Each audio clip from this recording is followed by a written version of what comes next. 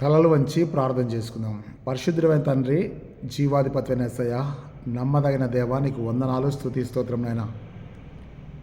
మా జీవితాలను ప్రేమించి ఆశీర్వదించి మమ్మల్ని సజీవులుగా లెక్కించి ఈ జూలై మాసంలో 2వ పరిశుద్ధ దినం కొరకై మమ్మల్ని సజీవులుగా లెక్కించినందుకే నీకు వందనాలు చెల్లిస్తున్నాం. ఈ వాక్యమును బట్టి, నీవు ఇచ్చినటువంటి అంశమును బట్టి, పాఠములను బట్టి నీకు వందనాలు చెల్లిస్తున్నాం. సిద్ధపడుచున్న ప్రతి ఒక్క బిడ్డలకు నీ పరిశుద్ధాత్మ సహాయం దయచేయండి. ఎవరు కూడా తండ్రి అనాలోచితంగా ఉండకుండా సహాయం చేయండి. నీ జీవవాక్యము చేత మా జీవితాలను సర్వసత్యంలోకి నడిపించి సంభవింపబో సంగతులు తెలుసుకొంటకు మా హృదయ నేత్రాలు తెరవమని ప్రార్థిస్తున్నాం. వేదాంత విద్య ఆదివారం కనుక వేదాంత విద్యను గురించి మా యొక్క ఆలోచన, మా ధోరణి మొత్తం కూడా మార్చబోటకు సహాయం చేయండి. నీ యొక్క ఆత్మచేత మమ్మల్ని నింపి నడిపించి నీ మహిమ రాజ్యం కొరకు మమ్మల్ని స్తుతిపాత్రలుగా ప్రతిష్ఠించి వాడుకొనమని యేసుక్రీస్తు శక్తిగల నామమును బట్టి వేడుకొంచున్నాం తండ్రి, ఆమెన్. ప్రియమైనటువంటి దేవుని బిడ్డలారా, ప్రభువైన యేసుక్రీస్తు నామములో మీ అందరికి కూడా శుభమును తెలియజేస్తున్నాను. మరి జూలై మాసంలో 2వ ఆదివారంన దేవుడు మనకిచ్చినటువంటి ఈ యొక్క వేదాంత విద్యా ఆదివారం, థియలాజికల్ ఎడ్యుకేషన్ సండే అనేటువంటి ఆ యొక్క ఆదివారంన మరి దేవుడు మనకిచ్చినటువంటి అంశం ఏంటో మనం జ్ఞాపకం చేసుకుందాం. ఇక్కడ అంశం ఏంటో నేను మీకు చెప్తాను. సంఘము అభ్యాసన సమాజంగా మారుట. సంఘము అభ్యాసన సమాజంగా మారుట. మీరేం కూడా కంగారు పడద్దు, వీటికి నేను వివరంగా మీకు చెప్తాను. ఇంగ్లీష్లో చక్కగా ఉందంటే, to make the church A learning community. Living community ఉంది, లెర్నింగ్ కమ్యూనిటీ ఉంది. అంటే జీవించేటువంటి సమాజం ఉంది, అభ్యసించుట అంటే నేర్చుకునేటువంటి సమాజం కూడా ఉందని జ్ఞాపకం చేస్తున్నాను. ఇక్కడ అభ్యసించుట, అభ్యాసం అనగానే మనం వెంటనే ఏం చెప్పండి, నేర్చుకొనుట, లెర్నింగ్ అనేటువంటి జ్ఞాపకం చేసుకుందాం. దీనికి మనకివ్వబడేటువంటి బైబిల్ పాఠాలు నెహెమ్యా గ్రంథము మొదటి పాఠం చూడండి. నెహెమ్యా గ్రంథము 8వ అధ్యాయం. నెహెమ్యా గ్రంథము 8వ అధ్యాయము 1 నుంచి 12 వచనాలు. కీర్తన గ్రంథంలో మరి మొదటి కీర్తన ఉత్తర ప్రత్యుత్తర భాగంలో. పత్రిక పాఠము కొరింథీయులకు రాసిన మొదటి పత్రిక, కొరింథీయులకు రాసిన మొదటి పత్రిక 14వ అధ్యాయము 20 నుంచి 23 వచనాలు. కొరింథీయులకు రాసిన మొదటి పత్రిక 14వ అధ్యాయము 20 నుంచి 23 వచనాలు. మత్తయి సువార్త 13వ అధ్యాయము 16 నుంచి 23 వచనాలు. మత్తయి సువార్త 13వ అధ్యాయము 16 నుంచి 23 వచనాలు. ఈ బైబిల్ పాఠాలను అనుసరించి మనకి ఇవ్వబడిన అంశం అంటే, to make church as learning community. సంఘమును అభ్యసించు సమాజంగా మార్చుట. ఇక్కడ సమాజం అనే మాట ఉంది, సంఘం అనేటువంటి మాట ఉంది. దానికంటే ముందుగా నేను మీకు ఏం చెప్తా అంటే, వేదాంత విద్యను గురించి కొన్ని విషయాలు చెప్తాను మీకు. ఏంటి వేదాంత విద్యను గురించి, థియలాజికల్ ఎడ్యుకేషన్ గురించి నేను మీకు కొన్ని విషయాలు చెప్పిన తర్వాత అప్పుడు మిమ్మల్ని మరి దేవుని వాక్యంలోనికి నడిపిస్తాను. మొట్టమొదటిగా నా ఉద్దేశం ఏంటంటే, చాలామంది సంఘాలకు తర్వాత సమాజానికి చాలామందికి కూడా ఒక అభిప్రాయం ఉంది. ఏంటి అనంటే, థియలాజికల్ ఎడ్యుకేషన్ అనేది అంటే వేదాంత విద్య లేకపోతే దైవజ్ఞాన విద్య అనేది కేవలము పాస్టర్లకు మాత్రమే, లేదా దైవజనులకు మాత్రమే, లేదా థియలాజికల్ ఎడ్యుకేషన్ అనేది కేవలం అభిషక్త గురువులకు మాత్రమే అని చెప్పేసి అని ఒక అభిప్రాయం ఉంది. కానీ నేను మీకు కొన్ని విషయాలు బైబిల్ నుంచి చెప్పిన తర్వాత ఆ యొక్క థియలాజికల్ ఎడ్యుకేషన్ గురించి నేను మీకు చెప్తాను. మొట్టమొదటిగా మనం ఏం నేర్చుకోవాలంటే, సంఖ్యాకాండము 24వ అధ్యాయము 16వ వచనంలో ఏముంటుందంటే, మహోన్నతుని విద్య అనే మాట ఉంటుంది. చాలామందికి ఈ వాక్యం తెలవదు. దైవజనులు కూడా చాలాసార్లు చదివి ఉంటారు, కానీ దాన్ని అంతగా ఫోకస్ చేయలేదు. ఇక్కడ నేనేం చెప్తా అంటే, మహోన్నతుని విద్య అనే మాట ఉంటుంది. ఆ మాట నాకు చాలా ఇష్టం. ఇంకొకటి ఏంటంటే, నేను కూడా థియాలజికల్ కాలేజీలో చదువుకున్నాను కాబట్టి ఆ థియాలజికల్ కాలేజీలో చదువుకున్నటువంటి మాధుర్యం నాకు తెలుసు కాబట్టి నేను చెప్తాను.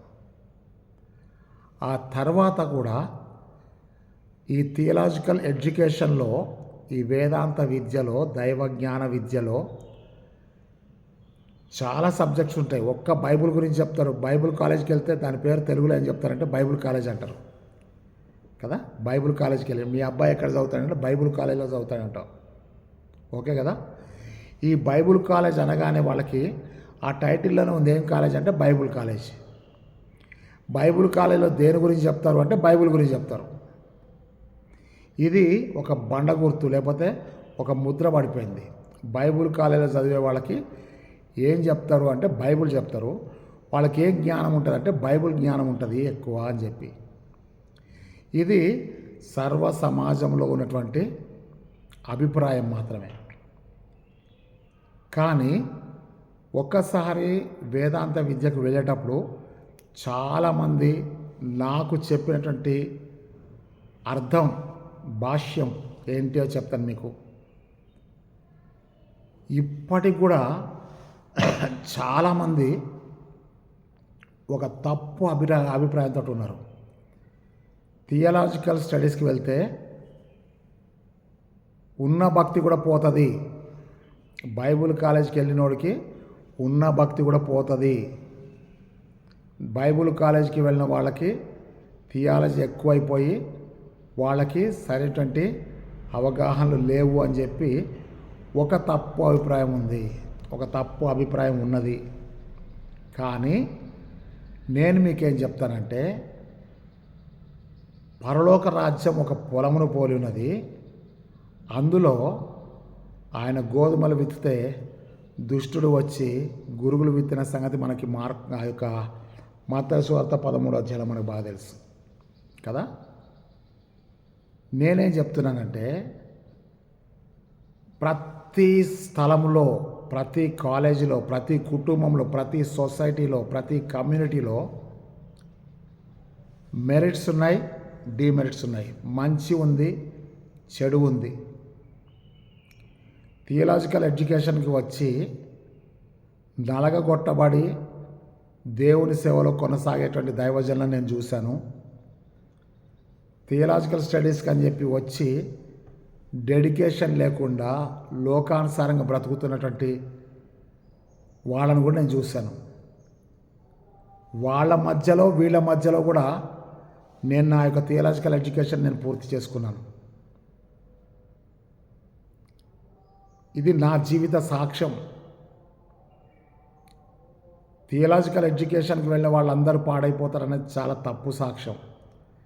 థియాలజికల్ ఎడ్యుకేషన్కి వెళ్ళి దేవునితో సత్సంబంధం కలిగి దేవునిలో జీవిస్తూ, దేవుని కొరకు జీవిస్తూ సాక్షులైన వాళ్ళు ఉన్నారు, హతసాక్షులైన వాళ్ళు కూడా ఉన్నారు.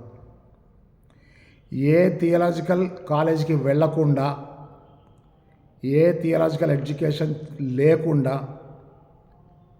మోకాళ్ళ ప్రార్థనతో, విశ్వాసముతో, పరిశుద్ధాత్మ యొక్క నింపుదలతో పరిచర్య చేస్తున్నటువంటి విద్య లేని పామరులు అని ముద్రపడిన వాళ్ళని కూడా నేను చూశాను. మళ్ళీ చెప్తాను, దేవుని సేవకులారా, దేవుని బిడ్డలారా, విశ్వాసులారా, ప్రియమైన దేవుని సంఘమా, థియాలజికల్ కాలేజ్ మన యొక్క జీవితంలో అన్ని విషయాలు మనకు నేర్పిస్తుంది అని మనం అనుకుంటున్నాం. కానీ థియాలజికల్ కాలేజీలో నేను ఇంటర్నల్ స్టూడెంట్గా 3 సంవత్సరాలు, ఎక్స్టర్నల్ స్టూడెంట్గా 7 సంవత్సరాలు చేశాను. ఓకేనా. వీటన్నిటిని కూడా పక్కన పెట్టేస్తే నా యొక్క మోకాళ్ళ ప్రార్థన, కన్నీటి ప్రార్థన, ఏకాంత ప్రార్థన, పరిశుద్ధాత్మలో ప్రార్థన చేయడం ద్వారా నేను ఈరోజు దేవుని మహాకృపను బట్టి దేవుని పొలములో దేవుని సేవకునిగా 40 సంవత్సరాలు పూర్తయిపోయినాయి.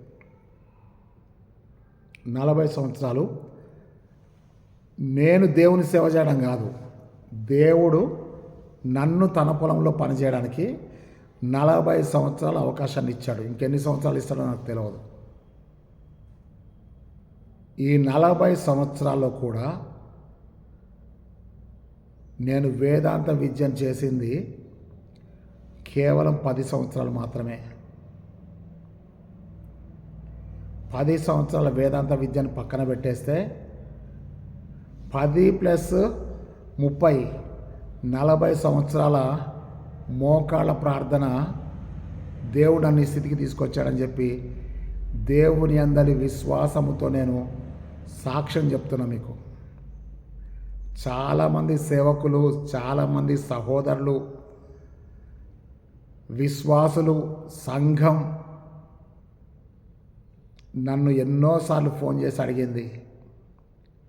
ఎంతోమంది ఫోన్ చేసి అడిగారు, అయ్యగారు మీకు ఇవన్నీ ఎట్లా గుర్తుంటాయి, మీరు ఎట్లా నేర్చుకున్నారు, ఎన్నిసార్లు బైబిల్ చదవడం పూర్తి చేశారు, ఎన్నిసార్లు దేవుని వాక్యాన్ని మీరు నెమరు వేశారు అని చెప్పి. ప్రియ దేవుని బిడ్డలారా, when you have a personal relationship with God, you can get everything from God. నువ్వు ఎప్పుడైతే దేవునితో వ్యక్తిగత సంబంధాన్ని కలిగి ఉంటావో అప్పుడు దేవుడు ఒకటే చెప్పంటే, నావన్నీ మీవన్నీ నావి, నా యందు మీరును మీ అందు నా మాటలు నిలిచినడలా మీకు ఏది ఇష్టం అడుగుడి, అది నేను మీకు అనుగ్రహిస్తా అన్నాడు. దేవుడు నాకు అనుగ్రహించిందే నేను మీకు పంచిపెడుతున్నా తప్ప నా సొంత జ్ఞానంతో, నా సొంత గొప్పతనంతో నేనేమి కూడా చేయట్లేదు అని చెప్పి నేను మీకు జ్ఞాపకం చేస్తున్నాను. ఇప్పుడు మీకు చెప్తాను. థియాలజికల్ కాలేజీలో బ్యాచులర్ ఆఫ్ థియాలజీ ఉంది, బ్యాచులర్ ఆఫ్ డివినిటీ ఉంది, మాస్టర్ ఆఫ్ థియాలజీ ఉంది, మాస్టర్ ఆఫ్ డివినిటీ ఉంది, డాక్టర్ ఆఫ్ థియాలజీ ఉంది, డాక్టర్ ఆఫ్ మినిస్ట్రీ ఉంది. ఈ విధంగా చెప్పుకుంటూ పోతే చాలా కోర్సెస్ ఉన్నాయి. ఓకే కదా? అయితే వీటన్నిటిని కూడా కలిపేమంటే థియాలజికల్ ఎడ్యుకేషన్ అన్నారు. ఈ థియాలజికల్ ఎడ్యుకేషన్లో బ్యాచులర్ ఆఫ్ థియాలజీలో ఉన్నట్టయితే ప్రతి దాంట్లో కూడా థియాలజికల్ సబ్జెక్ట్స్ కొన్ని ఉంటాయి. ఇప్పుడు మీకు స్పష్టమైనటువంటి అర్థాన్ని చెప్తాను. థియాస్ మీరు రాసుకోండి, దైవ సేవకులారా, సహోదరులారా, నా ప్రియమైనటువంటి దేవుని బిడ్డలారా రాసుకోండి. థియాస్ అనేటువంటి గ్రీక్ మాటకి గాడ్, థియాస్ అంటే గాడ్. లాజీ, LOGOY, లాజీ అంటే అభ్యసించుట, అధ్యయనము చేయుట. కరెక్ట్ మాట చెప్పంటే అధ్యయనము చేయుట. థియాలజీ అంటే దేవుని గూర్చి అధ్యయనము చేయుట, థియాలజీ అనే మాటకు అర్థం. ఎందుకంటే నాకు థియాలజికల్ ఎడ్యుకేషన్లో నాకు ఇష్టమైనటువంటి సబ్జెక్ట్ ఏంటంటే థియాలజీ. నేను బైబిల్ కాలేజీలో థియాలజీ అనే సబ్జెక్ట్ టీచ్ చేస్తున్నాను. ఎందుకో ఆ సబ్జెక్ట్ అంటే నాకు చాలా ఇష్టం. థియాలజీ 1, థియాలజీ 2 అని చెప్పి 2 సబ్జెక్ట్స్ కూడా చదివిస్తారు, ఎగ్జామ్స్ ఉంటాయి. ఓకే, కానీ నేను నా మోకాళ్ళ అనుభవంలో నా థియాలజికల్ ఎడ్యుకేషన్ పూర్తి చేసిన తర్వాత నేను నేర్చుకుంది ఏంటంటే theology 1, theology 2 that is not subjects. Theological ఎడ్యుకేషన్లో చాలా సబ్జెక్ట్స్ ఉన్నాయి, అవన్నీ ఇప్పుడు మీకు చెప్పట్లేదు. కానీ థియాలజికల్ ఎడ్యుకేషన్లో థియాలజీ అనేది ఒక సబ్జెక్ట్గా పెట్టారు. ఆ థియాలజీ అనే సబ్జెక్ట్లో థియాస్ గురించి చెప్తాడు, క్రిస్టాస్ గురించి చెప్తాడు, న్యూమటాలజీ గురించి చెప్తాడు, ఏంజియాలజీ గురించి చెప్తాడు, ఆంథ్రోపాలజీ గురించి చెప్తాడు. ఇవన్నీ చెప్తే మీకు అర్థం కాదు. కానీ ఒక మాట చెప్తాను, థియాస్ అంటే గాడ్, లాజీ అంటే అధ్యయనం చేయట, థియాలజీ అంటే దేవుని గూర్చి అధ్యయనం చేయట. థియాస్ అంటే గాడ్, ఆంథ్రోపాస్ అంటే మానవుడు అని అర్థం. ఆంథ్రోపాలజీ ఎక్కువ శాతం ఇవి గ్రీక్ మాటలు, గ్రీకు భాష నుంచి తర్జుమా చేయబడ్డ మాటలు. ఓకే కదా. కానీ వీటన్నిటి గురించి నేను మీకు చెప్పడం లేదు. కానీ నేనేం చెప్తాంటే మహోన్నతుని విద్య, సంఖ్యాకాండం 24:16 చెప్పాను కదా. ఈ మహోన్నతుని విద్య ఎవరికి అబ్బుతుంది అని అంటే యేసయ్య పాదముల దగ్గర కూర్చొని ఉత్తమమైన దాన్ని ఎన్నుకున్నటువంటి మరియ వలె ఎవరైతే తమ సమయాన్ని, సమర్పణను దేవుని సన్నిధిలో గడుపుతారో దేవుడు వారికి పరలోక రాజ్య మర్మాలు బయలుపరుస్తాడు. అందుకే పౌలు సంఘాలకు ఏం రాశాడంటే సంఘములకు మర్మములు రాశాడు, ప్రసంగాలు రాయలేదు. మీరు పౌలు యొక్క పత్రికలు మొత్తం చదివితే ఇదిగో నేను మీకు ఒక మర్మము చెప్పుచున్నాను. 1 కొరింథీ 15:51 ఉంటుంది. ఇదిగో నేను మీకు ఒక మర్మము చెప్పుచున్నాను అంటాడు. సంఘానికి పరలోక రాజ్య మర్మములు చెప్పడమే నిజమైనటువంటి థియాలజీ. కానీ ఈ రోజుల్లో ఏమైందంటే ప్రస్తుత కాలంలో థియాలజీ అనగానే చరిత్రను చెప్పి చరిత్రతోటి అన్నీ అన్వయించి ఒక మంచి ప్రసంగికునిగా పులిపిట్లోకి వెళ్ళడం, ఒక మంచి ప్రసంగికునిగా దిగి రావడం ఇది సహజమైపోయింది. కానీ నేను మీకేం చెప్తున్నా అంటే ఈ యొక్క వేదాంత విద్య కంటే కూడా యేసు ప్రభు చెప్పినటువంటి విషయాలు మీకు కొన్ని చెప్తాను. ఈరోజు మనకి ఇవ్వబడిన పాఠ్యభాగంలోకి మనము వెళ్ళకముందు కొన్ని విషయాలు నేను మీకు చెప్తాను. ఇప్పుడు మనం చూసినట్టయితే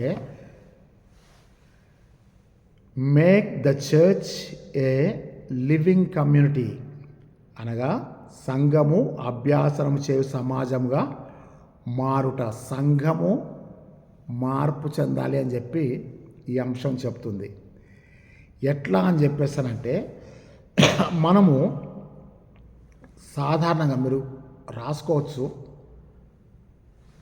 ప్రతి ఒక్కళ్ళం కూడా ఏదో ఒక సమాజానికి చెందిన వాళ్ళమై ఉంటాం, ఏదో ఒక కమ్యూనిటీకి చెందిన వారమై ఉంటాం. చర్చ్ అండ్ కమ్యూనిటీ రెండు భాగాలు మనం చూస్తున్నాం. చర్చ్ లెర్నింగ్ కమ్యూనిటీగా ఉండాలని చెప్తున్నాడు. ఇక్కడ మనం కమ్యూనిటీ అనేటువంటి మాట, సమాజం అనే మాట మనం తీసుకున్నట్టయితే సృష్టి మొత్తంలో ఒకటే సమాజం ఉంది, ఒకే సమాజం ఉంది. అదేం సమాజం అంటే హ్యూమన్ కమ్యూనిటీ, అంటే మానవ సమాజము. ఒక సమాజము అనగానే మనకేం గుర్తు రావాలంటే 4 పిల్లర్స్ ఆఫ్ ది కమ్యూనిటీ. కమ్యూనిటీలో 4 భాగాలు ఉంటాయి. ఏంటి 4 భాగాలంటే నెంబర్ 1 అక్కడ ఏముందంటే మరి సామాజిక వ్యవస్థ కదా, సోషో అంటే సామాజిక వ్యవస్థ ఉంటుంది. రెండోది పొలిటికల్ కదా, రాజకీయ వ్యవస్థ ఉంటుంది. మూడోది ఆర్థిక వ్యవస్థ కదా, ఎకనామికల్ వ్యవస్థ ఉంటుంది. నాలుగవది రిలీజియస్, మతపరమైనది ఉంటుంది. అనగా ఈ కమ్యూనిటీలో, ఈ సొసైటీలో మనకి 4 భాగాలు కనబడతాయి. సామాజిక వ్యవస్థ ఉంటుంది కదా, సోషల్ ఇంపాక్ట్ ఉంటుంది, పొలిటికల్ ఇంపాక్ట్ ఉంటుంది, ప్లస్ ఫైనాన్షియల్ సిచ్యువేషన్స్ ఉంటాయి, ఎకనామికల్ ఉంటుంది, తర్వాత రిలీజియస్ ఉంటుంది, మతపరమైనటువంటి వ్యవస్థ. ఇవి కాక ప్రతి కమ్యూనిటీలో, అంటే నువ్వు ఏ కమ్యూనిటీని, ఏ సమాజాన్ని తీసుకున్నా కానీ ఈ 4 పిల్లర్స్ మనకు కనబడతాయి. అంటే తప్పకుండా మన యొక్క సామాజిక వ్యవస్థ మన మీద ప్రభావం చూపిస్తుంటుంది. చూడండి, ఒక లాంగ్వేజ్, ఒక భాషను తీసుకున్నట్టయితే మన వాళ్ళందరినీ చూస్తే అమెరికాలో మన వాళ్ళని ఏం చేస్తారంటే తెలుగు కమ్యూనిటీ అంటారు, మలయాళీస్ వస్తే మలయాళం కమ్యూనిటీ అంటారు కదా. అంటే మన లాంగ్వేజ్ని బట్టి మన కమ్యూనిటీని చేస్తారు. ఇంకా మనం చెప్పాలి అని అంటే రెండు కమ్యూనిటీలు ఉన్నాయి. ఒకటి రిలీజియస్ కమ్యూనిటీ ఉంది, రెండవది సెక్యులర్ కమ్యూనిటీ ఉంది. అంటే మతపరమైన సమాజం ఉంది, లౌకికపరమైనటువంటి సమాజం ఉంది. లౌకికపరమైనటువంటి సమాజంలో విశ్వాసానికి, ప్రార్థనకు, రక్షణకు, క్షమాపణకు వీటన్నిటి కూడా ఏమీ ప్రాధాన్యత ఉండదు. రిలీజియస్ కమ్యూనిటీకి వచ్చే వరకు మనల్ని ఏమంటారంటే క్రైస్తవులందరినీ క్రిస్టియన్ కమ్యూనిటీ అంటారు, ముస్లిమ్స్ని ముస్లిం కమ్యూనిటీ అంటారు, హిందూస్ని హిందూ కమ్యూనిటీ అంటారు, జూయిష్ని యూదులను జూయిష్ కమ్యూనిటీ అంటారు, అవునా, సిక్ కమ్యూనిటీ అంటారు, బుద్ధిస్టులను బుద్ధిస్ట్ కమ్యూనిటీ అంటారు. అంటే అర్థమంటే వాళ్ళందరికీ వారి వారి దేవుడు, వారి వారి గ్రంథాలు, వారి వారి ప్రామాణికాలు ఉంటాయి. వీళ్ళకంటూ ఒక హద్దు ఉంటుంది, ఒక విశ్వాసం ఉంటుంది. ఎవరికి? రిలీజియస్ కమ్యూనిటీకి. వాళ్ళకొక గురువు ఉంటాడు, ఒక బోధకుడు ఉంటాడు, ఒక నేర్పించేవాడు ఉంటాడు. ఇది రిలీజియస్ కమ్యూనిటీలో. అందుకే బ్రహ్మ సమాజము, ప్రార్థన సమాజం అని చెప్పి హిందూయిజంలో మనం చూస్తాం. రాజారాం మోహన్ రాయ్ వాళ్ళు చెప్పేటువంటిది. ఇక్కడ మనం చూసినట్టయితే ప్రపంచం మొత్తంలో కూడా చెప్పాను కదా ఒకే community, that is human community. దాంట్లో రెండే భాగాలు ఉన్నాయి. ఒకటి రిలీజియస్ కమ్యూనిటీ ఉంది, రెండోది సెక్యులర్ కమ్యూనిటీ ఉంది. సెక్యులర్ కమ్యూనిటీ మొత్తం లౌకికవాదాల గురించి ఉంది. రిలీజియస్ కమ్యూనిటీ మొత్తం విశ్వాసాన్ని గురించి, భక్తిని గురించినటువంటి విధానంలో ఉంది. పశ్చాత్తాపం, క్షమాపణ, ప్రేమ, ఇవన్నీ కూడా ప్రతి రిలీజన్లో కూడా కనబడుతున్నాయి మనకి, ప్రతి రిలీజియస్ కమ్యూనిటీలో. కానీ ఈరోజు మనం ఫోకస్ చేసేది ఏంటంటే క్రిస్టియన్ కమ్యూనిటీ గురించి చెప్పబోతున్నాం కదా. చర్చ్ కదా, అక్కడ ఏం చెప్తా అంటే to make the church A living community, A learning community అని చెప్తున్నాడు. ఏంటి ఆ లెర్నింగ్ కమ్యూనిటీ అంటే అభ్యసించవలసినటువంటి విషయాలు ఏంటి అన్నది 7 పాయింట్లు నేను మీకు చెప్తాను. ఈ 7 పాయింట్లు కూడా ఈ 4 బైబిల్ పాఠాలను ఆధారం చేసుకొని చెప్తాను, ఓకే కదా. ఈ 4 బైబిల్ పాఠాలను ఆధారం చేసుకొని చెప్పినప్పుడు మనము ఖచ్చితంగా వాటిలో ఉన్నటువంటి 7 విషయాలు ముగించుకుందాం. మొట్టమొదటిగా నేను ఏం చెప్తానంటే ఈ క్రిస్టియన్ కమ్యూనిటీ కానీ, జూయిష్ కమ్యూనిటీ కానీ, లేకపోతే లాంగ్వేజ్ని బట్టి చూస్తే కానీ, లేకపోతే క్యాస్ట్ని బట్టి కూడా చూస్తే కదా, చాలాసార్లు మనకు అక్కడ కనబడుతుంది కమ్మ సమాజము, లేకపోతే పద్మశాలి సమాజము కదా, లేదా మాల కమ్యూనిటీ, మాదే కమ్యూనిటీ. అంటే వాళ్ళ కులాన్ని బట్టి వాళ్ళ కమ్యూనిటీని మనము ఇప్పుడు ప్రచారంలో నడుస్తున్నాయి. ఎందుకు వీటి పేర్లతో సహా నేను మీకు చెప్తానంటే ఎవరిని విమర్శించడానికి కాదు, ఎవరిని కించపరచడానికి కాదు. కానీ ఒక కమ్యూనిటీ అంటూ ఉంటే తప్పకుండా ఆ కమ్యూనిటీకి ఒక గైడ్, ఒక నడిపించేవాడు ఉంటాడు, ఒక నాయకుడు, ఒక లీడర్ ఉంటాడు. ఒక కమ్యూనిటీకి ఒక స్ట్రక్చర్ ఉంటుంది, ఒక క్రమం ఉంటుంది, ఒక పద్ధతి ఉంటుంది, ఒక కాన్స్టిట్యూషన్ ఉంటుంది. ఇంకా నేను మీకు చెప్పాలంటే ఒక చట్టం అనేది ఉంటుంది కదా. ఇండియన్ కమ్యూనిటీ ఉంటుంది, అమెరికన్ కమ్యూనిటీ ఉంటుంది, దేశాన్ని బట్టి కమ్యూనిటీ ఉంటుంది, భాషను బట్టి కమ్యూనిటీ ఉంటుంది, మతమును బట్టి కమ్యూనిటీ ఉంటుంది, కులమును బట్టి ఉంటుంది, తర్వాత వృత్తిని బట్టి కూడా కమ్యూనిటీ ఉంటుంది, అవునా. ఈ అన్ని కమ్యూనిటీలను పక్కన పెట్టేస్తే ఈ వేదాంత విద్యలోంచి మనం తీసుకునేది ఏంటిదయ్యా అంటే church as a learning community. అంటే చర్చ్ ఎప్పుడు కూడా నేర్పించేదిగా మాత్రం కాకుండా నేర్చుకునేదిగా ఉండాలని చెప్పేసి అని ఈరోజు మనకి ఇవ్వబడ్డ అంశంలో చెప్పబడుతుంది. ఈ అంశాన్ని థియలాజికల్ ఎడ్యుకేషన్ సండే రోజు ఎందుకు పెట్టారయ్యా అంటే క్రిస్టియన్ కమ్యూనిటీ అనేది రిలీజియస్ కమ్యూనిటీ మాత్రమే కాదు, దట్ ఈస్ గాడ్స్ కమ్యూనిటీ. నేను ఇందాక మీకు చెప్పాను కదా, theology is not a subject, theology is life. Subject అంటే అసైన్మెంట్స్ ఉంటాయి, క్వశ్చన్ పేపర్ ఉంటుంది, ఎగ్జామ్స్ ఉంటాయి. ఎగ్జామ్స్ రాసిన తర్వాత పాస్ అవుతాం, పాస్ అయిన తర్వాత మళ్ళీ ఆ థియాలజీ సబ్జెక్ట్ మనం ముట్టుకోం. బట్ ఇన్ మై అండర్స్టాండింగ్, నా అవగాహనలో ఏముందంటే, theology is not a subject, theology is life for every one in the congregation and every life. ఆయనలో జీవం ఉండెను, ఆ జీవం మనుషులకు వెలుగై ఉండెను. ఆ వెలుగు చీకట్లో ప్రకాశించున్నది కానీ చీకటి దాన్ని గ్రహింపకుండెను. అవునా? యోహాను సువార్త 1వ అధ్యాయము 3, 4, 5 వచనాల్లో ఉంటుంది. ఆయనలో జీవం ఉంది. ఎవరైనా థియోస్, థియోస్ అంటే దేవుడు. అవునా? దేవుడు అనగా ఎవరంటే ఆత్మ. దేవుడు ఆత్మ గనుక. అవునా? దేవుడు ఆత్మ అయితే ఆత్మ సంబంధులు ఉన్నారు, శరీర సంబంధులు కూడా ఉన్నారు. దేవుడు వాక్యమైతే వాక్యానుసారంగా జీవించే వాళ్ళు ఉన్నారు, లోకానుసారంగా జీవించే వాళ్ళు కూడా ఉన్నారు. దేవుడు ఆత్మ అయితే ఆత్మ సంబంధులు ఉన్నారు, శరీర సంబంధులు కూడా ఉన్నారు.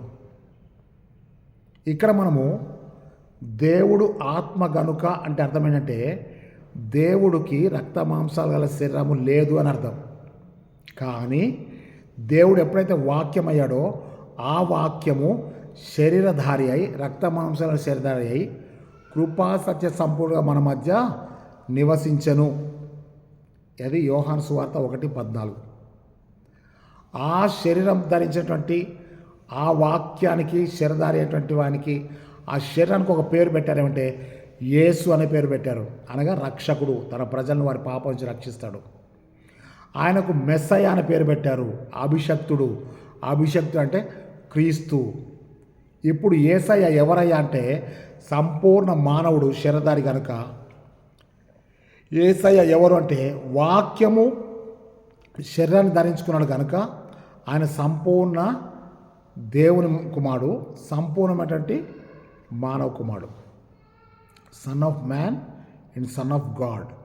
సన్ ఆఫ్ గాడ్ అన్నప్పుడు ఆత్మ సంబంధి, సన్ ఆఫ్ మ్యాన్ అన్నప్పుడు శరీర సంబంధి. ఆ వాక్యము, దేవుడై ఉన్న వాక్యము శరీరాన్ని ధరించుకున్నది కాబట్టి ఈ శరీరానికి యేసు అనే పేరు పెట్టారు తప్ప, ఆ వాక్యం మాత్రం ఈ శరీరధారి అయినటువంటి యేసులో నుంచి వాక్యం వస్తుంది. అదే నేను మీకు చెప్పబోతున్నాను. అయితే యేసు ప్రభు యొక్క బోధలు 4 సువార్తలుగా మనకు బైబిల్ గ్రంథంలో అందించబడ్డాయి. ప్రతి క్రైస్తవ సంఘంలో యేసు యొక్క బోధ, యేసు ప్రభు యొక్క బోధ వించున్న ప్రతి సంఘంలో, సమాజంలో, సహవాసంలో, కూడికలో 4 రకాలైనటువంటి వాళ్ళు ఉంటారని చెప్పి యేసు ప్రభు చెప్పాడు. సృష్టి మొత్తంలో ఎన్ని సంఘాలున్నా, ఎన్ని డినామినేషన్లు ఉన్నా, ఈ డినామినేషన్లలో ఎక్కడ ప్రార్థన జరుగుతున్నా, ఎక్కడ వాక్యం విత్తబడుతున్నా, ఆ విత్తబడే స్థలంలో, ఆ సమాజంలో 4 రకాలైనటువంటి ప్రజలు ఉన్నారని చెప్పి యేసయ్య చెప్పిన బోధలో మనం తెలుసుకుంటున్నాం. ఏంటి అనంటే త్రోవ ప్రక్కన పడ్డ విత్తనాలు. ఒకసారి మీరు సువార్త పాఠంలోకి వెళ్దాం. ఆ సువార్త పాఠంలో 4 రకాల విత్తనాలు: త్రోవ ప్రక్కన పడ్డ విత్తనాలు, రాతి నేలలో పడ్డ విత్తనాలు, ముళ్ళ పొదల్లో పడ్డ విత్తనాలు, మంచి నేలలో పడ్డ విత్తనాలు.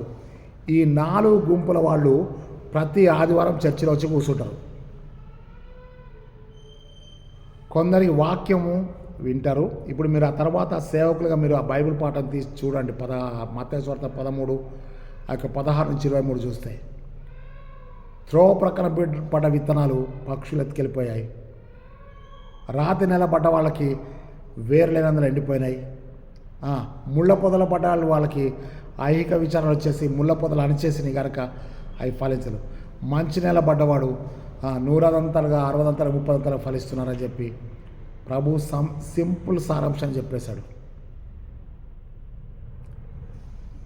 ఈ నాలుగిట్లో ముగ్గురు ఫలించని గుంపులు, ఒక్కటి మాత్రమే ఫలించే గుంపు ఉంది. త్రోవ ప్రక్కన పడ్డవాడు ఫలించలేదు, వాడికి మొలకెత్తే అనుభవం లేదు. మొలకెత్తాడు కానీ, రాత్రి నెల పడ్డవాడు మొలకెత్తాడు కానీ వాడికి ఎదిగే అనుభవం లేదు. ముళ్ళ పొదలో పడ్డవాడు మొలకెత్తాడు, ఎదిగాడు కానీ వాడికి ఫలించే అనుభవం లేదు. నాలుగవ వ్యక్తి మొలకెత్తాడు, ఎదిగాడు, ఫలించాడు. అవునా? మళ్ళీ చెప్తారు వినండి. రాతి నెల పడ్డవాడికి మొలకెత్తే అనుభవం లేదు, త్రోవ ప్రక్కన పడ్డవాడికి మొలకెత్తే అనుభవం లేదు. క్షమించండి, త్రోవ ప్రక్క పడ్డవాడికి ఆ విత్తనాలు మొలకెత్తలేదు. రాతి నెల పడ్డటువంటి విత్తనాలకి మొలకెత్తే అనుభవం ఉంది కానీ ఎదగలేదు. ఎందుకంటే వాటికి నీరు లేదు కాబట్టి. రాతి నెలలో ఉన్నాయి కనుక ఆ నీరు లేదు కనుక, అంటే వాక్యం ఎదగడానికి అవకాశం లేదు. మూడో వాడు ముళ్ళ పొదల మధ్యలో పడ్డాడు. అనగా ప్రార్థనకు వస్తుంటాడు, ఎదుగుతుంటాడు, ఎదిగినట్టే ఉంటాడు, మొలకెత్తినాడు, అన్ని అనుభవాలు ఉన్నాయి కానీ ఫలించే కాడికి వచ్చే వరకు ఐహిక విచారములు వాడిని అణిచివేస్తున్నాయి. నాలుగో వాడు ఎవరంటే మంచి నిలబడ్డటువంటి వ్యక్తి. వాని గురించి నేను మీకు 7 పాయింట్లు వచ్చినప్పుడు నేను మీకు చెప్తాను. రెండో విషయం నేను మీకు చెప్తాను ఏంటంటే, లోకములో మొత్తము కొన్ని వేల డినామినేషన్లు ఉన్నాయి. ఎన్ని డినామినేషన్స్ ఉన్నప్పటికీ కూడా ఈరోజు దేవుడు మనకు చెప్పే మాట ఏంటంటే, ఈ డినామినేషన్లు అన్నీ కూడా మా సంఘం దేవుని దగ్గరికి వెళ్తుంది, మా సంఘం పరలోకం, చర్చ్ ఆఫ్ గాడ్, ఇది దేవుని సంఘం కాబట్టి పరలోకం, చర్చ్ ఆఫ్ క్రైస్ట్ ఇది క్రీస్తు సంఘం కాబట్టి క్రీస్తు సంఘం పరలోకంకి వెళ్తుంది. ఇగో ఇది బెతస్తా కోనేరు చర్చ్, ఇది మన్నా పెంతకోస్త్ చర్చ్. నువ్వు డినామినేషన్కి ఏ పేరన్నా పెట్టుకో, ఎన్ని పేర్లు పెట్టుకున్నా కానీ ప్రకటన గ్రంథంలో ఉన్న 7 సంఘాలకు ఖచ్చితంగా నువ్వు ఒక సంఘంలో వ్యక్తివై ఉంటావు. నీ డినామినేషన్ పేరు ఏదైనా కావచ్చు, నీ మినిస్ట్రీ పేరు ఏదైనా కావచ్చు, కానీ చివరికి మిగిలేదు 7 సంఘాలే. 7 సంఘాల్లో ఖచ్చితంగా నీ సంఘము, నువ్వు ఒక సంఘానికి సంబంధించిన వ్యక్తివై ఉంటావు. 2 సంఘాలకు కాదు. నువ్వు ఏ డినామినేషన్ సంఘమో ఆ 7 సంఘాల్లో ఒక సంఘానికి సంబంధించింది అయితే తప్ప beyond that there is no other church. కాబట్టి నువ్వు ఎఫెసు సంఘమా, స్ముర్నా సంఘమా, లేకపోతే పెర్గమ సంఘమా, ఫిలదెల్ఫియా సంఘమా, లవోదికయ సంఘమా కదా, ఏ సంఘానికి సంబంధించినవాడువో అది నీకు నీ సంఘానికి తెలుసు, కాపరివి కనుక. మొత్తానికి 7 సంఘాల్లో నువ్వు ఒక సంఘమై ఉంటావు. నీ సంఘం ఒక సంఘానికి సంబంధించినవి ఉంటుంది. నీ సంఘంలో ప్రతి ఆదివారం వచ్చే సంఘంలో 4 గుంపుల ప్రజలు ఉంటారు. చెప్పాను కదా, త్రోవ ప్రక్కన పడే విత్తనాలు, రాతి నిలబడే విత్తనాలు, ముళ్ళ పొదల పడే విత్తనాలు. మంచిది. నువ్వు 40 నిమిషాలు ప్రసంగం చేసినా, గంటన్నర సేపు ప్రసంగం చేసినా, లేకపోతే ఒక గెస్ట్ స్పీకర్ని తీసుకొచ్చి చెప్పినా, త్రోవ ప్రక్కన వాళ్ళు త్రోవ ప్రక్కకే పోతారు, రాతి నెల వాళ్ళు రాతి నెలకే పోతారు, ముళ్ళ పొదల వాళ్ళు ముళ్ళ పొదలకే పోతారు, మంచి నెల వాళ్ళు మంచి పొదలకి పోతారు. ఈ 4 విషయాలు పెట్టుకోండి. ఈ 7 సంఘాల గురించి ఒకసారి మీరు చదవండి. చదివితే ఈ 7 సంఘాల్లో నువ్వు ఏ సంఘానికి సంబంధించిన సంఘమో నీకు తప్పకుండా దేవుడు బయలుపరుస్తాడు. కాబట్టి ప్రకటన గ్రంథంలో ఉన్న 7 సంఘాల్లో నువ్వు ఒక సంఘం అన్న సంగతి గుర్తుపెట్టుకొని అప్పుడు ప్రకటనలో చదువు. ఆ 7 సంఘాల గురించిన మర్మాలు నీకు తప్పకుండా దేవుడు పరిశుద్ధాత్మ ద్వారా బయలుపరుస్తాడు. ఇప్పుడు నేను మీకేం చెప్తానంటే, మార్టిన్ లూథర్ గారిని మీరు మర్చిపోవద్దు కదా. Founder of the reformation. ఆగస్టులో చివరికి వస్తుంది మనకి, రిఫార్మేషన్ సండే వస్తుంది కదా. ఈ రిఫార్మేషన్ రావడానికి గల ముఖ్య ఉద్దేశం అంటే, వేదాంత విద్య అనేది ఒక సేవకునికి, ఒక మత బోధకునికి, ఒక గురువుకి, ఒక అభిషక్తునికి వీళ్ళకి సంబంధించింది మాత్రమే కాదు. అంతకుముందు అట్లా ఉండేది, క్యాథలిక్ మిషన్లో అట్లా ఉండేది. కానీ మార్టిన్ లూథర్ తర్వాత ఏం చేశాడంటే తప్పనిసరిగా అందరికీ దేవుని వాక్యం అందాలి, ప్రతి ఒక్కళ్ళు బైబిల్ చదవాలి, ప్రతి ఒక్కళ్ళు దేవుని గురించి వినాలి, ప్రతి ఒక్కరు దేవుని గురించిన ఆలోచన కలిగి ఉండాలని చెప్పి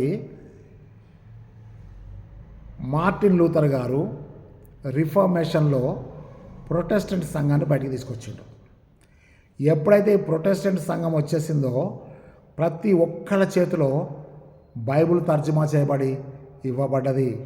అందుకే ఇప్పుడు ప్రస్తుతము Bible society of India, Indian Bible society పనిచేస్తుంది. అన్ని లాంగ్వేజెస్లో తర్జుమాలు చేయబడుతున్నాయి. ప్రతి ఒక్కళ్ళకి పరిశుద్ధ గ్రంథం ఇవ్వబడుతుంది. ఎందుకంటే theology is not for the one man show. నేను చెప్తున్నా మీరు వినండి కాదు, దేవుని వాక్యం ఎక్కడుందో మీరు కూడా చదవడం నేర్చుకోండి, గ్రహించడం నేర్చుకోండి, ధ్యానించడం నేర్చుకోండి అని చెబుతూ ఈ దినం అంశంలో మనకి ఇవ్వబడ్డ బైబిల్ పాఠాల్లోంచి మీకు 7 విషయాలు చెప్పి నేను ముగిస్తాను. ఓకే కదా? 7 విషయాల్లో మనం మొట్టమొదటి బైబిల్ పాఠం నుంచి తీసుకుందాం. మొట్టమొదటి బైబిల్ పాఠంలో నెహెమ్యా గ్రంథము 8వ అధ్యాయం 1 నుంచి 12 వచనాలు చూస్తే మీకు సింపుల్గా ఒక మాట చెప్తూ దాన్ని లోపల విషయాలు చెప్తాను మీకు. ఓకే కదా? ఫస్ట్ ఏంటంటే యూదా సమాజం ఉంది. యూదా సమాజం అంతా కూడా పట్టణంలో నుంచి నీటి గుమ్మం దగ్గర ఉన్నటువంటి ఆ యొక్క మైదానానికి వచ్చారు.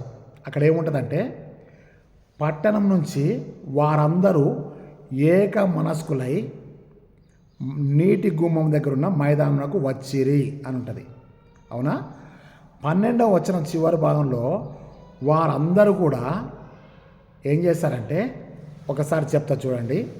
ఆ యొక్క నెహెమ్యా గ్రంథము 8వ అధ్యాయం 12వ వచనం దయచేసి మీరు తీయండి, నేను చదువుతాను మీ కొరకు. ఓకేనా? నెహెమ్యా గ్రంథము 8వ అధ్యాయం 12వ వచనం చదువుతాను. ఓకేనా? 12వ వచనం.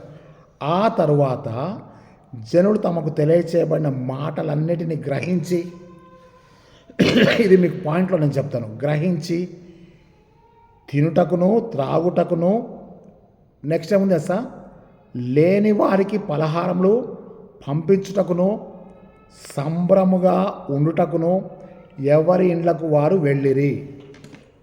1వ వచనంలో ఏముంది? వారందరూ ఏక మనస్కులై నీటి గుమ్మం దగ్గర ఉన్న మైదానంకు వచ్చారు, నేర్చుకోవాల్సినవి నేర్చుకున్నారు, తిరిగి వాళ్ళ ఇంటికి వెళ్ళారు. ఇది లెర్నింగ్ కమ్యూనిటీ, నేర్చుకునే సమాజం. క్రైస్తవ సమాజము, యూదా సమాజము, దేవుని వాక్యానికి లోబడే సమాజము. ఇట్స్ ఏ లెర్నింగ్ కమ్యూనిటీ, నేర్చుకునేది. ఏం నేర్చుకున్నారన్నది నేను మీకు 7 పాయింట్లు చెప్తాను కదా. మొదటి పాయింట్ రాసుకోండి. మొదటి పాయింట్ ఏంటంటే, మొదటి పాయింట్ శ్రద్ధతో వినుట నేర్చుకోవాలి. ఏం లెర్నింగ్ అంటే hearing the word of God. అక్కడ మనము ఏం రాసుకోవాలంటే చూడండి, మొదటి పాఠంలో 8వ అధ్యాయం నెహెమ్యా గ్రంథము 8వ అధ్యాయము 3వ వచనం నేను చదువుతాను. చూడండి, 3వ వచనం. నీటి గుమ్మం ఎదుట ఉన్న మైదానంలో ఉదయము మొదలుకొని మధ్యాహ్నం వరకు నిలుచున్న స్త్రీ పురుషులకును తెలివితో వినయం గల వారందరికీ చదివి వినిపించు వచ్చను. ఆ జనులందరూ ధర్మశాస్త్ర గ్రంథమును శ్రద్ధతో వినిరి. పాయింట్ నెంబర్ 1 నేను రాసుకోవాలంటే శ్రద్ధతో వినడం నేర్చుకోవాలి. యాకోబు పత్రిక 1వ అధ్యాయము 19వ వచనంలో ఏముంటుందంటే, మీరు వినుటకు వేగిరపడాలి, మాట్లాడుటకు నిదానించాలి. మీలో ప్రతివాడు మాట్లాడుటకు నిదానించవలను, వినుటకు వేగిరపడవలను. తర్వాత ఏమంటుంది తెలుసా? వినుట వలన విశ్వాసం కలుగును, వినుట యేసును గూర్చిన మాట వలన కలుగును. రోమా 8:17. ఓకే కదా? ఆ తర్వాత మనం చూస్తున్నాం సమూయేలు మొదటి గ్రంథము 16వ అధ్యాయం 22వ వచనంలో మనం ఏం చూస్తున్నామంటే, బలులు అర్పించట కంటే, పొట్టేలు కొవ్వును అర్పించట కంటే మాట వినుట శ్రేష్టమని ఉంటుంది. సో క్రిస్టియన్ కమ్యూనిటీ లెర్నింగ్ కమ్యూనిటీగా, నేర్చుకునేటువంటి కమ్యూనిటీగా ఉండాలంటే ఫస్ట్ ప్రతి క్రైస్తవుడు ఏం నేర్చుకోవాలంటే వినడం నేర్చుకోవాలి. ఆ తర్వాత మనం చూసినట్టయితే, నేను మీకు ఈ విత్తువాని ఉపమానాన్ని మత్తయి సువార్తలో నుంచి లూకాసు వార్తలోకి తీసుకెళ్తున్నాను. లూకాసు వార్త 8వ అధ్యాయము 15వ వచనం చూద్దాం. 8వ అధ్యాయం 15వ వచనంలో 4 విషయాలు నేను మీకు చెప్తాను. అక్కడ మనం చూసినట్టయితే, మంచి నేల పడ్డ విత్తనమును పోలిన వారు ఎవరనగా అని, యోగ్యమైన మంచి మనసుతో వాక్యమును విని అని ఉంటుంది. ఇందాక ఈ యొక్క నెహెమ్యా 8వ అధ్యాయము 3వ వచనం అంటే, వారు శ్రద్ధగా విన్నారు కదా. యాకోబు చెప్పినట్టు వినుటకు వేగిరపడాలి. యేసు ప్రభు చెప్పినట్టుగా మంచి నేల పడ్డవాడు ఏం చేస్తాడంటే యోగ్యమైన మంచి మనసుతో వాక్యాన్ని వినాలి. ఆలయానికి వచ్చినప్పుడు ఏం నేర్చుకోవాలంటే వినడం నేర్చుకోవాలి. ఏం వినడం నేర్చుకోవాలంటే వాక్యం వినడం నేర్చుకోవాలి. ఆ వాక్యము యోగ్యమైన మంచి మనసుతో వినడం నేర్చుకోవాలి. ఇది ఫస్ట్ పాయింట్. సెకండ్ పాయింట్ వచ్చేసి గ్రహించుట కదా. గ్రహించుట, వినడం వేరు, గ్రహించడం వేరు. ఇప్పుడు మనము నెహెమ్యా 8వ అధ్యాయం 2వ వచనం చూడండి. యాజకుడైన ఎజ్రా 7వ మాసం మొదటి దినమున చదవబడి దాన్ని గ్రహింప శక్తి గల స్త్రీ పురుషులను కలిసిన సమాజం అంతటి ఎదుట ఆ ధర్మశాస్త్రమును తీసుకొని వచ్చాడు. అక్కడ ఏముందంటే చదవబడిన దాన్ని గ్రహింప శక్తి గల స్త్రీ పురుషులు. ఇందాక మనం చూసింది ఏంటంటే మధ్యాహ్నం వరకు నిలిచినటువంటి స్త్రీ పురుషులు గ్రంథమును శ్రద్ధతో విన్నారు. ఈ శ్రద్ధతో వినేటువంటి వాళ్ళు ముందు ఎవరయ్యా అంటే మొదటి దినమున 7వ మాసం మొదటి దినమున చదవబడు దానిని గ్రహింప శక్తి గల స్త్రీ పురుషులు. ఈ సమాజంలో మనం ఏం చేయాలంటే చదివిన దాన్ని వినడం వేరు, విన్నదాన్ని గ్రహించడం వేరు. ఓకే కదా. వినేవాళ్ళు వింటున్నారు, కానీ గ్రహించడం కూడా మనము నేర్చుకోవాలి. అది ఎక్కడ ఉంటుందంటే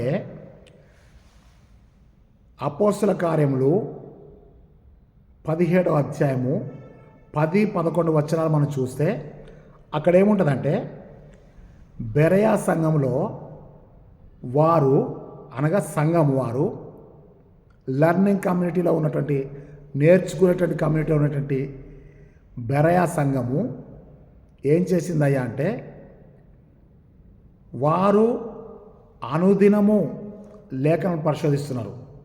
కానీ ఆ లేఖనాలు పరిశోధించడం ముందు వారు ఏం చేస్తారంటే వారు శ్రద్ధతో వాక్యం విని అని ఉంటుంది. చూడండి ఒకసారి మీరు పాయింట్ నెంబర్ 2 కొరకు అపోస్తల కార్యములు 17వ అధ్యాయము 10-11 వచనాలు మీరు దయచేసి చూడండి.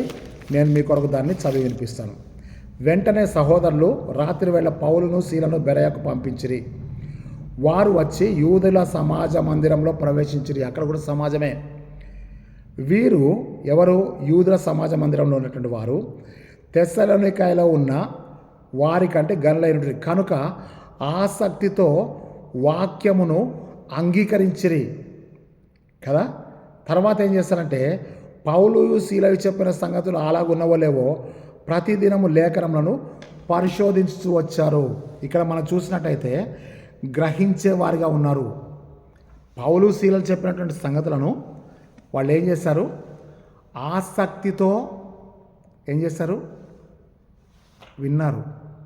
ఆసక్తితో అంగీకరించారు. అంగీకరించిన వెంటనే ఏం చేస్తారంటే అసలు పౌలు శీల చెప్పిన సంగతులు అలాగ ఉన్నాయో లేదో లేఖనములను పరిశోధిస్తున్నారు. వాళ్ళకి ఏం జ్ఞానం ఉందంటే లేఖనాలు పరిశోధించినప్పుడు గ్రహించే జ్ఞానం ఉంది, దేవుడు ఇచ్చాడు. అందుకనే ధర్మశాస్త్ర గ్రంథం చదివేటప్పుడు గ్రహింప శక్తి గల స్త్రీ పురుషులు కదా. అంటే they are learning. They are grasping, గ్రహిస్తున్నారు.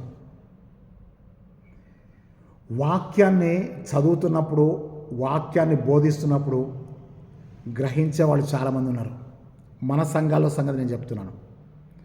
మనకంటే ముందు బైబిల్ పాఠాలు చదువుకొని వచ్చే సిద్ధపడే వాళ్ళు చాలామంది ఉన్నారు. ఈరోజు ఏం చెప్తున్నానంటే పాయింట్ నెంబర్ 2 ఏంటంటే గ్రహించుటకు వివేకం గలవారని చెప్పి అక్కడ ఉన్నది. ఆ తర్వాత మనం చూస్తే ఈ యొక్క పాయింట్ నెంబర్ 3 మనం చూసినట్టయితే అవలంబించుటకు, అంగీకరించుటకు నేర్చుకోవాలి. అంటే Christian life is a practical life. ప్రసంగం చేసే లైఫ్ కాదు, ప్రాక్టికల్ లైఫ్. పాయింట్ నెంబర్ 3 నేను మీకు చెప్తున్నాను. మొదటిది శ్రద్ధతో వినాలి. రెండోది గ్రహించేటప్పుడు వివేకంతో గ్రహించాలి. చూడండి, అక్కడ వివేకం అనే మాట కూడా మీకు నెహెమ్యా గ్రంథంలో నేను చూపిస్తాను. ఒకసారి మీరు నెహెమ్యా గ్రంథం 8వ అధ్యాయం మనం తీస్తే వివేకం అనేటువంటి మాట కూడా అక్కడ రాయబడుతుంది. మీరు చూడండి దయచేసి. అక్కడ చూడండి 3వ వచనం, 4వ వచనం కూడా ఉంటుంది చూడండి. వివేకం గలవారు అనే మాట ఉంటుంది చూడండి. వినగలవారు అందుకే అంతటా శాస్త్ర మరియు కుడి పార్శ్వం జనులు వినుచున్నారు. వివేకం కలిగినటువంటి వారుగా ఉన్నట్టుగా మనం చూస్తున్నాం. అక్కడ మీరు కొంచెం ఇంకా మీరు చదువుతూ స్పష్టంగా ఉంటే ఏమైందంటే వినయం గలవారు కూడా ఉంటారు అక్కడ కదా. వాక్యం చదివేటప్పుడు వివేకం గలవారు కూడా ఉన్నట్టుగా మనం చూస్తున్నాం. అక్కడ దేవుడు మనకి ఎంతో మంచి వాక్యాన్ని అక్కడ ఇస్తున్నాడు. అక్కడ ఏమంటే 7వ వచనం మనం చూసినట్టయితే 6వ వచనం మనం చూస్తే ఆమెన్ ఆమెన్ అని చెప్పి జనులందరూ కూడా యెహోవాను స్తుతిస్తున్నారు. 9వ వచనం మనం చూసినట్లయితే జనులందరూ ధర్మశాస్త్రం మాటలు విని ఏడవ మొదలుపెట్టగా అధికారైనటువంటి నెహెమ్యా, యాజకుడు, శాస్త్రియగు ఎజ్రాయు, జనులందరూ మీరు దుఃఖపడవద్దు, ఇది ప్రతిష్ఠ చేయబడ్డ దినం అని చెప్పేసి అని అక్కడ చెప్తున్నారు. అక్కడ మీరు జాగ్రత్త ఇంకా మనం చూసినట్టయితే వినయం కలిగినటువంటి వ్యక్తులుగా మనం చూస్తున్నాం. ఆ తర్వాత మనం చూస్తే వాళ్ళు పశ్చాత్తాపడుతున్నారు, దుఃఖపడుతున్నారు. ఎందుకంటే ఆ ధర్మశాస్త్ర గ్రంథం మాటలు వారి హృదయాల్లో కార్యాన్ని చేస్తున్నట్టుగా మనం చూస్తున్నాం. దేవుని సన్నిధికి వచ్చి మారు మనసు పొంది దేవుని బిడ్డలుగా, దేవుని సేవకులుగా మార్చబడ్డ వాళ్ళు అనేకులు ఉన్నారని చెప్పి మనందరికీ తెలుసు, నాకు కూడా తెలుసు. ఇక్కడ మనం జాగ్రత్తగా 3వ విషయంలో మనం చూస్తే అవలంబించుటకును, అంగీకరించుటకును అభ్యసించాలి లేదా నేర్చుకోవాలి. వాక్యం వినుటకు నేర్చుకోవాలి. 1 వాక్యమును గ్రహించుటకు, వివేకముతో గ్రహించుటకు కదా, గ్రహించుటకు మనము అభ్యసించాలి. 3వది అవలంబించుటకును, తర్వాత అంగీకరించుటకు నేర్చుకోవాలి. అవలంబించాలి అంటే ప్రాక్టికల్ లైఫ్, అంగీకరించాలంటే యాక్సెప్టెన్స్, అంటే నేను ఆ వాక్య ప్రకారం జీవిస్తానని చెప్పి అంగీకరిస్తున్నాను. అందుకే బెరయా సంఘస్థులు పౌలు శీల చెప్పినటువంటి వాక్యమును ఫస్ట్ వాళ్ళు అంగీకరించారు. అందుకే వాళ్ళు మంచి నిలబడ్డ విత్తనాలుగా ఉన్నారు. అందుకే వారు తెస్సలోనికైల కంటే కూడా గనులై ఉన్నారు. తెస్సలోనికైల యొక్క ఘనత నేను మీకు తర్వాత చెప్తాను. ఓకే కదా. ఇక్కడ మనం స్పష్టంగా చూస్తే వాక్య ప్రకారంగా అవలంబించుట అంటే ప్రాక్టికల్ లైఫ్.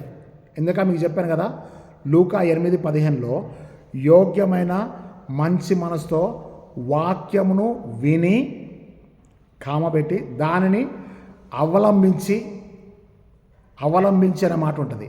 అక్కడ మీరు ఏం చేస్తారంటే అవలంబించుట, తర్వాత వాక్యమును అంగీకరించింది. బెరయా సంఘస్థులు వాక్యమును అంగీకరించారు.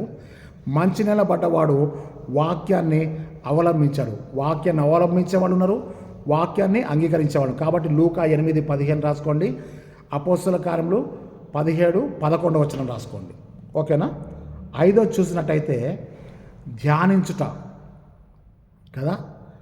వాక్యాన్ని ధ్యానించాలి. వినడం వేరు, చదువుకోవడం వేరు, ధ్యానించడం వేరు. ఓకేనా.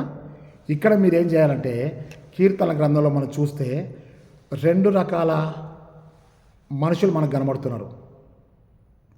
యెహోవా ధర్మశాస్త్రం ఆనందిస్తూ దివారాత్రులను దాన్ని ధ్యానించేవాడు ధన్యుడు. అతడు నీటి కాలంలో ఎవరో నాటబడినదై ఆకు వాడక తన కాలమందు ఫలమిచ్చు చెట్టు వలె ఉన్నాడు. అక్కడ వరకు బాగుంది. కానీ తర్వాత మాట ఉంటుంది సార్, అతడు చేయనదంతయు సఫలమగును. ఇది మనం నేర్చుకోవాలి. దినము ధ్యానించాలి, రాత్రి ధ్యానించాలి. దివారాత్రములు ఎట్లా ధ్యానించాలంటే ఆనందిస్తూ ధ్యానించాలి. మళ్ళీ మీకు చెప్తాంటే ధ్యానించేవాడికి బైబిల్ అవసరం లేదు, చదివేవాడికి బైబిల్ కావాలి.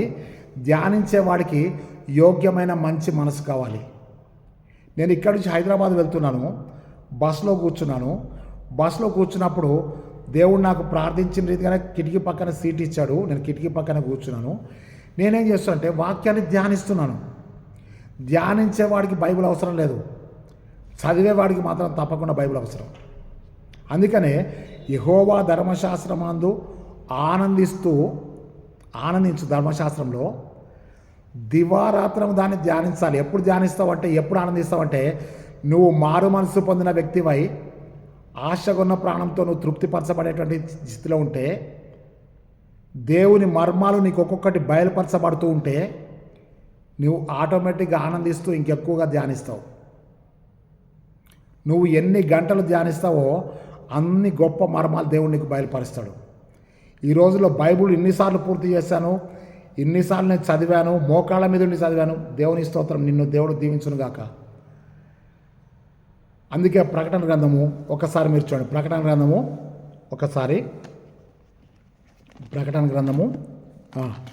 1వ అధ్యాయము. ప్రకటన గ్రంథం 1వ అధ్యాయం చూడండి ఒకసారి, చెప్తాను త్వరగా. 2వ వచనం,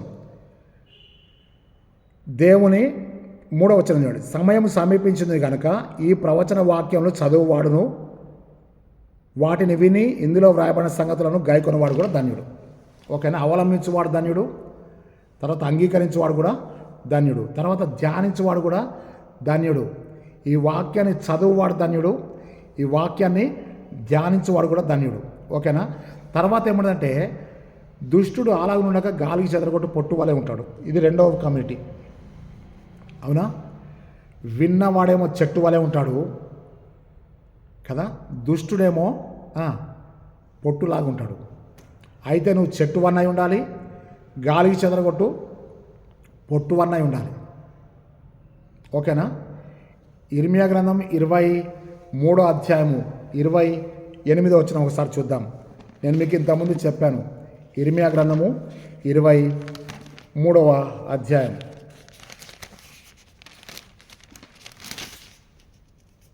ఓకేనా? 28వ వచనం మనం చూసినట్టయితే అక్కడ చూడండి. ధాన్యమునకు చెత్తతో ఏమి సంబంధము? ధాన్యమునకు చెత్తతో ఏమి సంబంధం? నువ్వు చెట్టులాగుంటే పొట్టుతో నీకు సంబంధం లేదు, నువ్వు పొట్టులాగుంటే చెట్టుతో నీకు సంబంధం లేదు. కానీ ఈ పొట్టు ఎక్కడి నుంచి వచ్చిందంటే ఒకప్పుడు చెట్టులో నుంచి వచ్చింది. జాగ్రత్త వినండి. నువ్వు ధ్యానించేవాడు అయితే ఫలించు చెట్టు వలె ఉంటావు. నీవు చేయనదంతా సఫలమైంది. నువ్వు చేయనదంతా ఇవి సఫలం కాకుండా విఫలమవుతుందంటే అర్థమంటే దుష్టత్వం ఎక్కడో నీలోంచి గాలి చెదరగొట్టి పొట్టు వల్ల చేస్తుందని చెప్పి గుర్తుపెట్టుకుందాం. నేను మళ్ళీ చెప్తాను, హిస్టారికల్ బ్యాక్గ్రౌండ్ చెప్పట్లేదు, ఉన్న వాస్తవాన్ని నేను మీతో పంచుకుంటున్నాను. నెంబర్ 5 మళ్ళీ చెప్తాను. నెంబర్ 5 ఏం నేర్చుకోవాలంటే, వాక్యము చేపట్టుకున్న ప్రతి ఒక్కరు కూడా ఓపికతో ఫలించాలి. ఫలించే వాళ్ళకి ఏముండాలంటే ఓపిక ఉండాలి. మీ ఓర్పు చేత మీ ప్రాణము దక్కించుకొందురు. లూకా సువార్త 21వ అధ్యాయం 19వ వచనం. మీ ఓర్పు చేత మీ ప్రాణం దక్కించుకొందురు కదా. క్రైస్తవ సంఘములో, క్రిస్టియన్ కమ్యూనిటీలో మనం ఏం నేర్చుకుంటే patience is deeper than the ocean కదా. మనం ఏం నేర్చుకుంటే ఓపికతో ఫలించాలి. అది లూకా సువార్త 8వ అధ్యాయం 15వ వచనం. మంచి నేల పడ్డ విత్తనాన్ని పోలిన వారు ఎవరనగా, మొదటిది ఏంటంటే యోగ్యమైన మంచి మనసుతో వింటారు.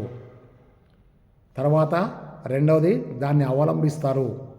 నెంబర్ 3 ఓపికతో ఫలిస్తారు. ఓపికతో ఫలించాలి.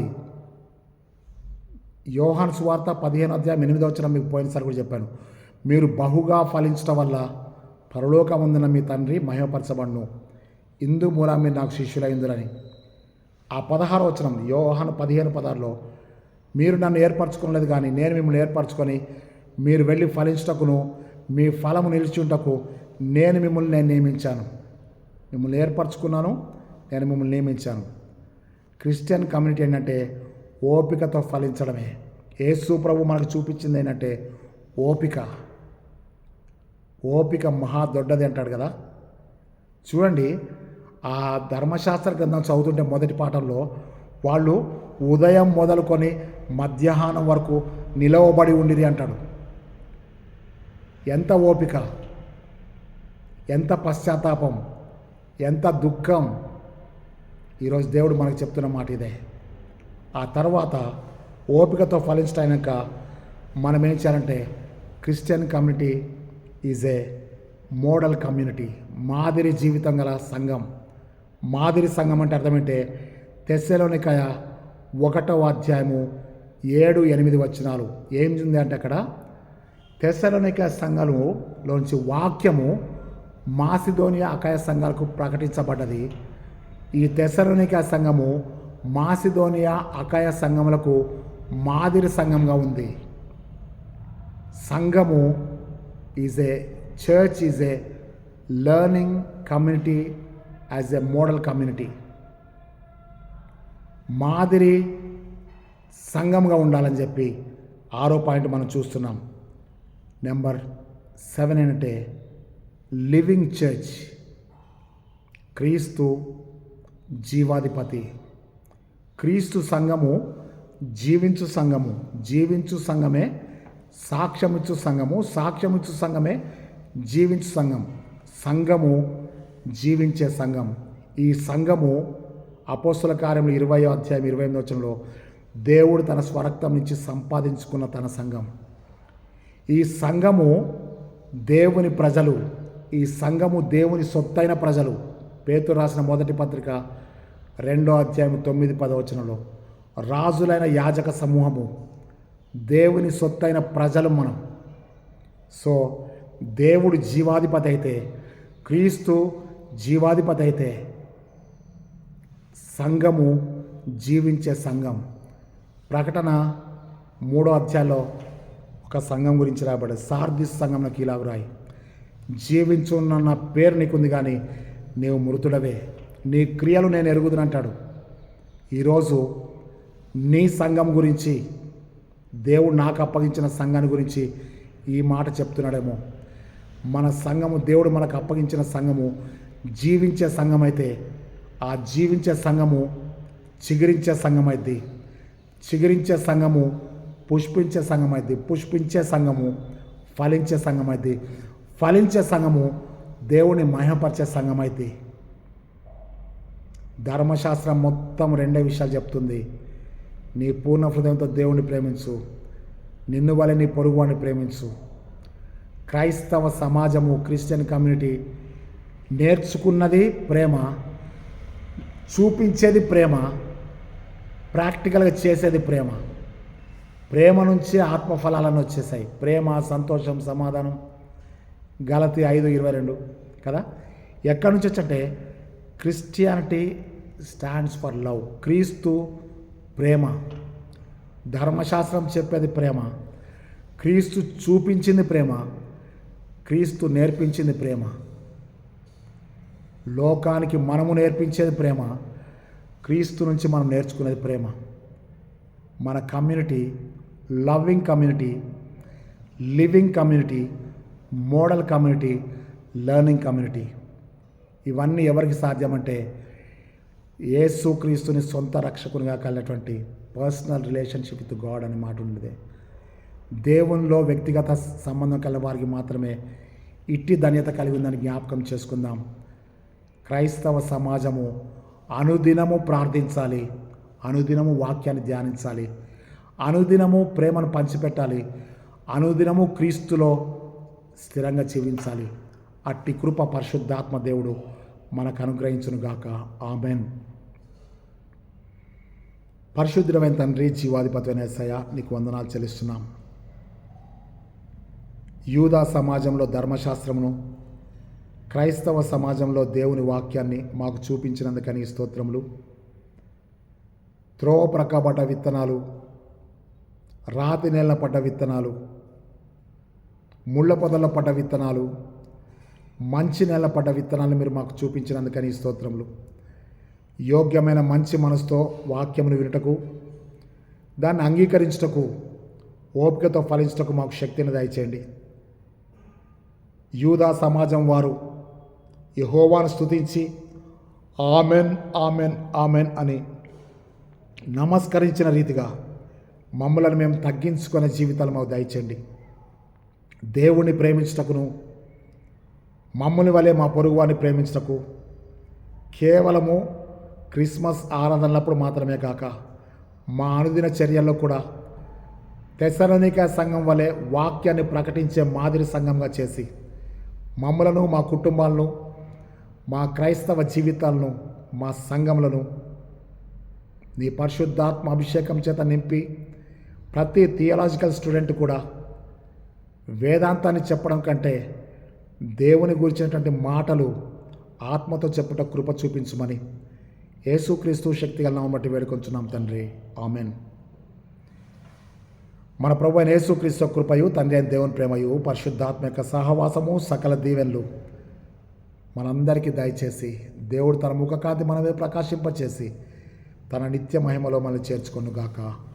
Amen amen amen. దేవుని నామమునకు మహిమ కలుగునుగాక. ప్రియమైన దేవుని బిడ్డారా, 9553831316 అనే నెంబర్కి మీరు ఫోన్ చేయండి. తర్వాత ఈ వాక్యాన్ని అనేకులకు షేర్ చేయండి. అనేకులకు దీన్ని మరి పంచటం మాత్రమే కాదు, అనేకులను బలపరచండి. సబ్స్క్రైబ్ చేయండి, బెల్ బటన్ నొక్కండి. ఇంకా అనేకులను బలపరచండి. తన నిత్యరాజ్యమునకు దేవుడు మనందరినీ పాత్రలు చేసి నడిపించును గాక. మీ అనుదిన ప్రార్థనలో నా కొరకు ప్రార్థన చేస్తున్నందుకే మీకు వందనాలు. వాక్యాన్ని అనేకులకు పంచిపెడుతున్నందుకే వందనాలు. బలపడదాం, స్థిరపడదాం. క్రీస్తు రాకడ వరకు నిలిచి ఉంటుంది దేవుని చిత్తమైతే ఆయన నిత్య మహిమలో ప్రవేశిద్దాం. అట్టి కృప దేవుడు మనకు అనుగ్రహించును గాక. Amen amen amen.